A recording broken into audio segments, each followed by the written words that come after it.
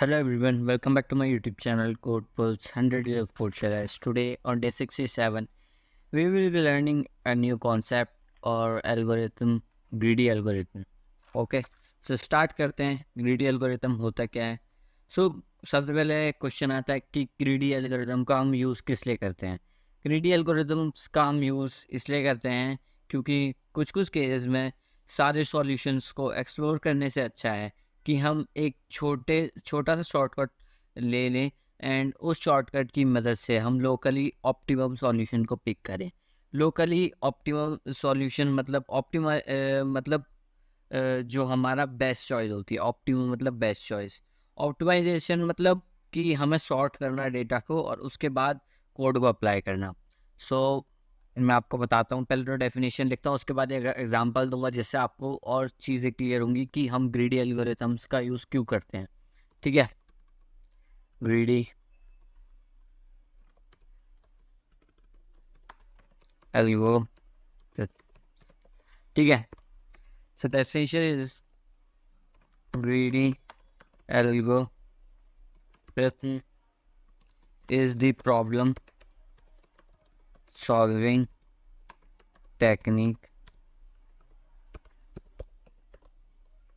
where we make the logically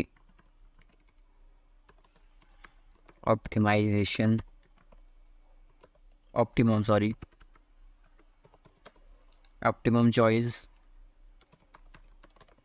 at each stage to achieve and stage and hope to achieve a global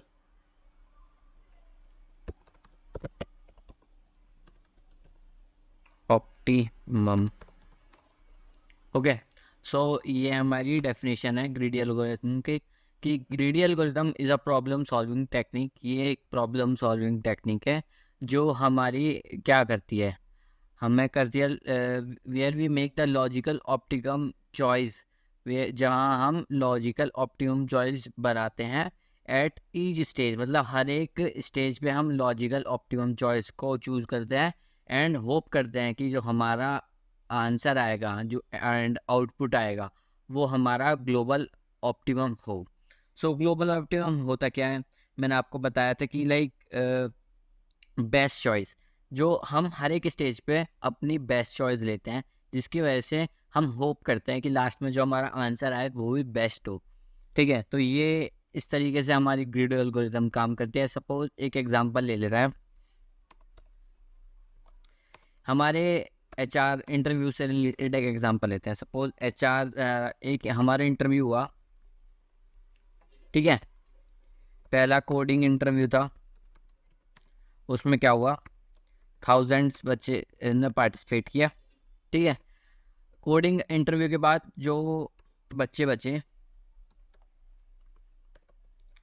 view के बाद जो बच्चे बचे उन्होंने aptitude test दिया. मैं जस्ट एग्जांपल ले रहा हूँ. पहले एप्टीट्यूड टेस्ट होता है, उसके बाद कोडिंग होता है, फिर HR इंटरव्यू होता है. उसमें हमारे जो बच्चे कोडिंग इंटरव्यू के बाद हमारे थाउजेंड्स बच्चों में से 100 बच्चे बचे. ठीक है. उसके बाद इंटरव्यू हुआ HR का. इन एप्टीट्यूड टेस्ट में से भी 100 बच्चों में से भी 20 बच्चे बचे. ठीक है. और लास्ट में जो बच्चे सेलेक्ट हुए, हायर हुए, वो सपोज कीजिए वो हायर हुए 10 बच्चे. ठीक है. तो स्टार्टिंग में हमारे पास कितने बच्चे थे, 1000 बच्चे थे. उसके बाद जो एप्टीट्यूड टेस्ट में पार्टिसिपेट किया वो 100 हो गया. फिर इंटरव्यू, HR ने इंटरव्यू लिया 20 बच्चों का और उसके बाद 10 बच्चों को हम एक कंपनी ने हायर किया. इसमें क्या हो रहा है कि हम हर एक स्टेज पे अपने जो मतलब बेस्ट चॉइस ले रहे हैं कि हर एक स्टेज पे हम बेस्ट बच्चों को ही ले रहे हैं. जैसे 100 जो बच्चे सेलेक्ट होंगे वो 900 से मतलब अच्छे होंगे कोडिंग में. मैं ये नहीं कह रहा कि वो एप्टीट्यूड टेस्ट में बेकार होंगे 900 बच्चे, बट वो कोडिंग में अच्छे नहीं थे इसलिए वो आउट हो गए। देन उसके बाद एप्टीट्यूड टेस्ट हुआ, उसमें 20 बच्चे सेलेक्ट हुए। फिर इंटरव्यू एचआर ने जो लिया 1 बाय 1 इंटरव्यू जो होता है, ठीक है, उसमें 20 बच्चे आए थे, उसमें से भी 10 बच्चे सेलेक्ट हुए। तो बेसिकली जो बेस्ट 10 बच्चे थे वो हमने 1000 में से चूज़ कर लिए। तो इस तरीके से हमारी ग्रीडी एल्गोरिथम वर्क करती है। सो ये कुछ क्वेश्चंस में बहुत इजीली मतलब बहुत अच्छा काम करती है, एंड कुछ क्वेश्चंस में लाइक ये अच्छा काम नहीं करती। इसके प्रोज एंड कॉन्स की बात कर लेते हैं अब। प्रोज क्या है इसके, मतलब एडवांटेज क्या है इसके? एडवांटेज है इसका कि सबसे पहला होता है टाइम कॉम्प्लेक्सिटी, ठीक है, good enough in time complexity,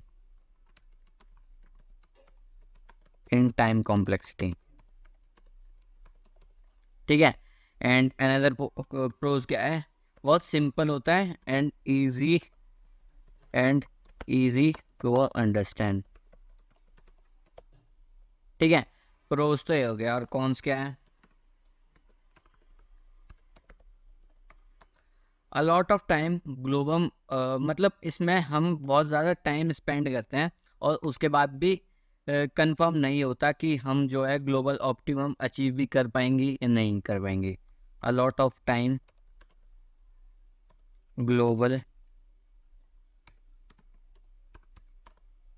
optimum is not,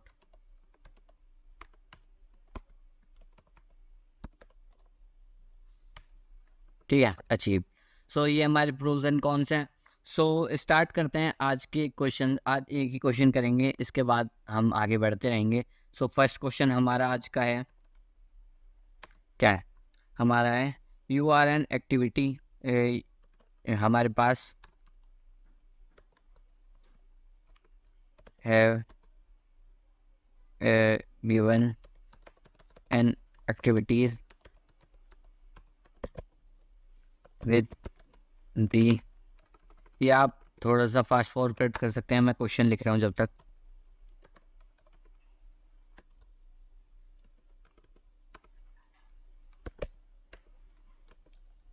start and and times, select, हमें करना है select the activities that can be done perform by a single person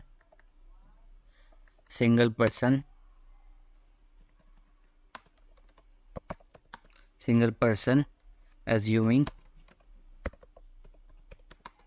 that a person can only work on a single activity at a time. Activities एक हमारे पास advantage है question में, activities are sorted according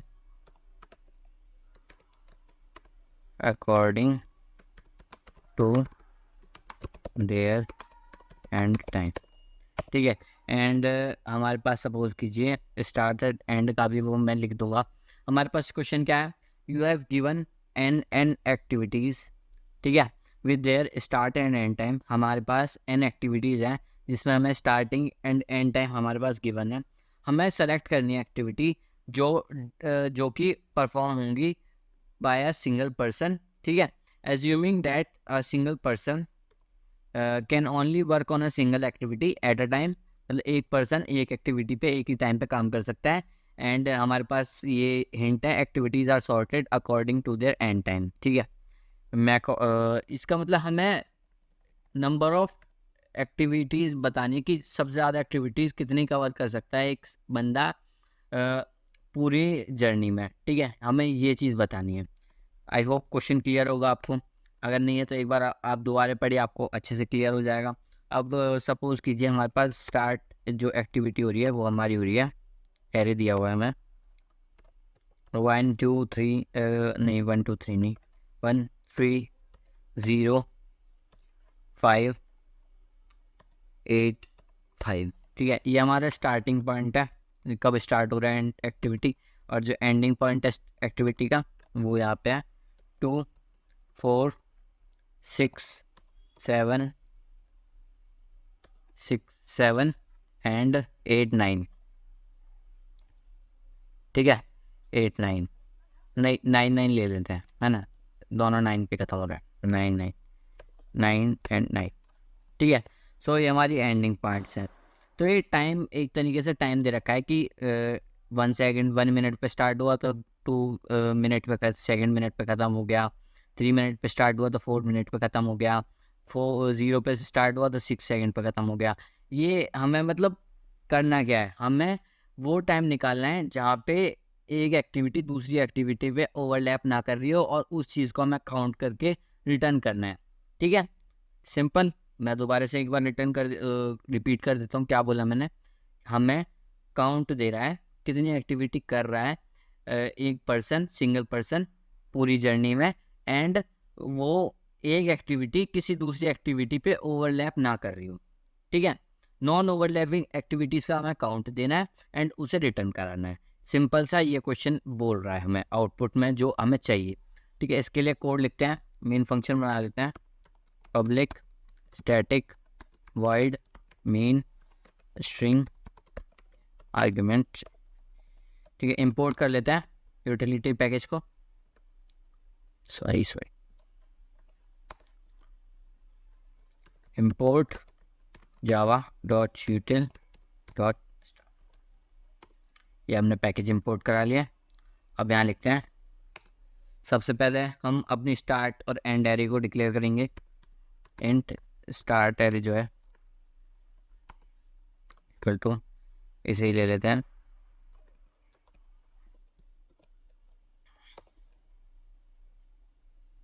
ठीक है, int start yes, and integer and array ले लेंगे। ठीक है, ये हमने 2 एरे ले लिए। इसके बाद हम एंड टाइम के हिसाब से बेसिस पे सॉर्ट करेंगे। ठीक है,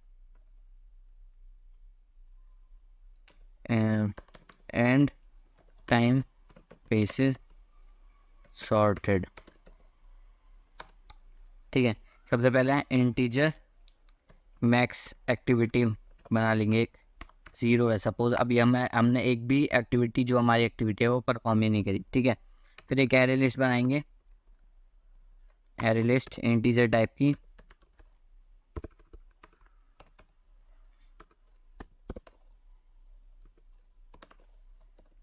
और उसका नाम रखेंगे आंसर, नाम रख दिया। अब कंस्ट्रक्टर को कॉल करेंगे न्यू एरे लिस्ट। ठीक है, ये हो गया हमारा।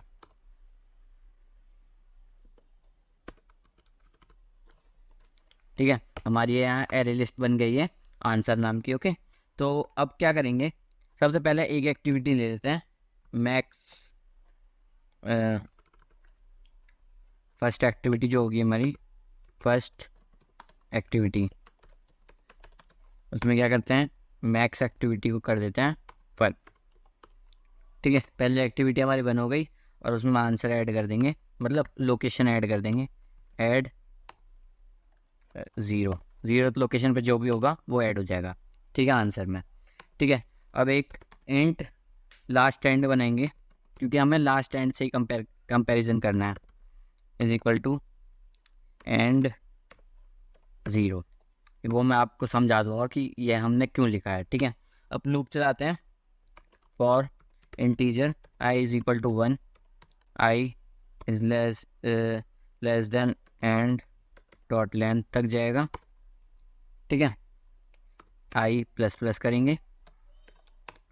इसके बाद क्या होगा, if start of i is greater than और इक्वल टू, अगर start of i, start of, मेरा कर्सर देखना कहाँ पे मैंने पॉइंट आउट करा है, अगर start of i is greater than end of last and, अगर वो लास्ट एंड के से छोटा है, अगर बड़ा है और इक्वल टू है, तो क्या होगा, तो हो गया होगा हमारा मैक्स एक्टिविटी हो जाएगा इंक्रीज कर देंगे बाय 1। ये क्या हुआ, हमारी जो नेक्स्ट एक्टिविटी शुरू होगी वो मैंने ओवरलैपिंग वाली जो बात बोली थी, ओवरलैपिंग की बात इसीलिए बोली थी जब तक हमारी पहली एक्टिविटी ख़त्म नहीं होगी, जब तक हम दूसरी एक्टिविटी पे स्विच नहीं करेंगे। बेशक वो कितनी एक्टिविटी हमारे टाइम के बीच में आ रही हो, हमें नॉन ओवरलैपिंग एक्टिविटीज़ को ही काउंट करना है सिर्फ। और नॉन ओवरलैपिंग एक्टिविटीज़ हम कैसे काउंट करेंगे, जब स्टार्टिंग ऑफ आई, मतलब जब ये वाला टाइम है वो लास्ट एंड से इस वाले टाइम से बड़ा होगा या फिर इक्वल टू होगा, तभी हमारी नेक्स्ट एक्टिविटी चलेगी। और मैक्स एक्टिविटी को हम इंक्रीज कर देंगे बाय 1 एंड आंसर में ऐड कर देंगे add dot I, add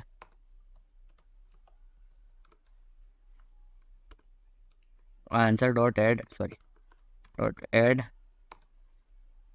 I को ऐड कर देंगे। ठीक है, लास्ट में करेंगे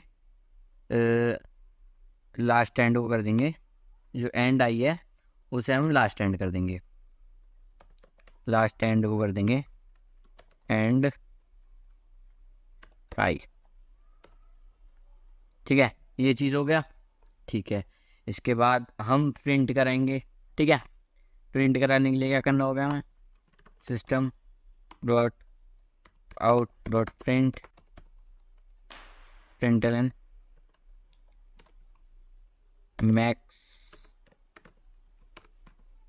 मैक्स एक्टिविटी प्लस थोड़ा सा स्पेस देंगे, प्लस मैक्स एक्टिविटी को काउंट जो है वो हमारा प्रिंट हो जाएगा, कितनी बार हमारी जो मतलब कितनी एक्टिविटी हमने मैक्सिमम कवर की हैं एक पूरी जर्नी में।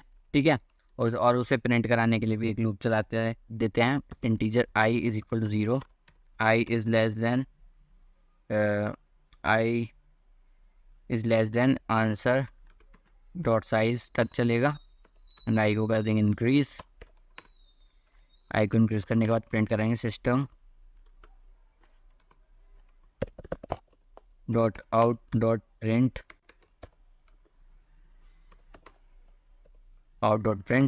ए। ठीक है, A plus answer dot get I